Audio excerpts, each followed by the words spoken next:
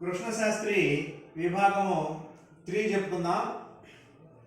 భావ కవులందరికీ నేతగా పరిగణింపదగిన కవి ఎవరయ్యా అంటే దేవులపల్లి కృష్ణశాస్త్రి. భావ కవులందరికీ ఆయన నేతగా పరిగణింపబడ్డాడు. కొంతమంది యువత, కొంతమందిది నవత, కృష్ణశాస్త్రిది కవిత అని సంబోధించింది అన్నది ఎవరయ్యా అంటే ఆరుద్ర అన్నాడు కృష్ణశాస్త్రి గురించి. ఇది ఎవరి గురించి అన్నాడు ఆరుద్ర అంటే కృష్ణశాస్త్రి గురించి అన్నాడు ఆరుద్ర. ప్రేమకై విరహం పొంది విరహంలో వేగిపోయిన కవి ఎవరయ్యా అంటే కృష్ణశాస్త్రి. ప్రేమకై విరహం పొందాడు, ఆ విరహంలో వేగిపోయినాడు కృష్ణశాస్త్రి. అందుకే ఆయన కృష్ణ అనేటువంటి పేరుతో ఉంటాయి. చీకటి నిశికి సంబంధించి ఆయన కొన్ని రచనలు ఉంటాయి.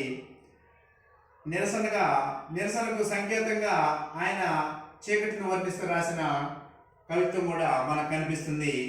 కవిత్వం కోసం బ్రతుకుతాడు రుచిగలవాడు అని ముద్దు కృష్ణ వైతాళికుల్లో అంటాడు.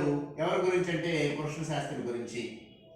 కృష్ణశాస్త్రి గురించి కవిత్వం కోసం బ్రతుకుతాడు రుచిగలవాడని ఎవరన్నారు అంటే ముద్దు కృష్ణ అన్నాడు. ఎక్కడన్నాడు అంటే వైతాళికులు అనేటువంటి గ్రంథంలో అన్నాడు ముద్దు కృష్ణ.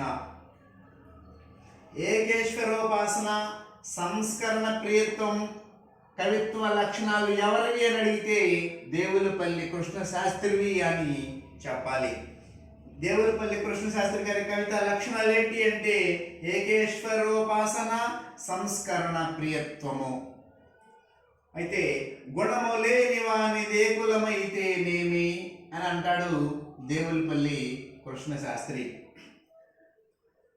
ఆకాశపు నొసట పడచు అరుణారుణ తార అనేటువంటి గేయం దేనికి సంబంధించినది అంటే విద్యార్థి ఉద్యమకారులకు ఉద్దీపనను కలిగించేటువంటిది ఈ యొక్క గేయము.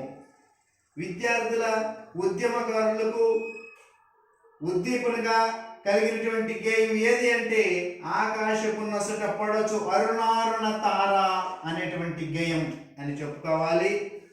కృష్ణశాస్త్రి వచనం గుండె దగ్గర పెదవులు చేర్చి నెచ్చిలి వలె గుసగుసలాడుతుంది. తల్లిలా చెవులకు దగ్గరగా చల్లగా లాలిపాడుతున్నట్లు మెత్తగా ఏవేవో అనుభవాలను కెరటాలుగా ఉరికిస్తుంది అంటాడు ఆవంస సోమసుందర్ అనేటువంటి ఆయన. ఆవంస సోమసుందర్ ఏమంటాడంటే కృష్ణశాస్త్రి వచనం గుండె దగ్గర పెదవులు చేర్చి నెచ్చెలవలి గుసగుసలాడుతుంది.